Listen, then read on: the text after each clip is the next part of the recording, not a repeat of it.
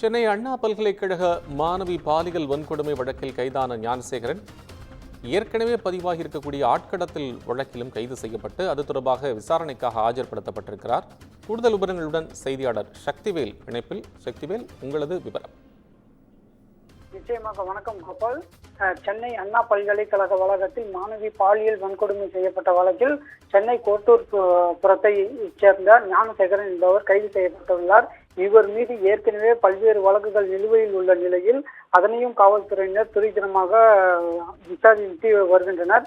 இந்நிலையில் செங்கல்பட்டு மாவட்டம் மதுராந்தகம் அடுத்த பகுதியில் மதுராந்தகம் குற்றவியல் நடுவர் நீதிமன்றத்தில் பாக்கம் என்ற இடத்தில் அரவிந்த் சராமிக்கு கடையின் உரிமையாளரை பாலச்சந்தர் என்பவரை 2018ஆம் ஆண்டு கடத்திய வழக்கில் இன்று அந்த வழக்கானது மதுராந்தகம் நீதிமன்றத்தில் விசாரணைக்கு வந்தபோது அவரை பலத்த பாதுகாப்புடன், அதாவது ஞானசேகரன் குற்றவாளி என்பவரை பலத்த பாதுகாப்புடன் போலீசார் ஆஜர்படுத்தியுள்ளனர்.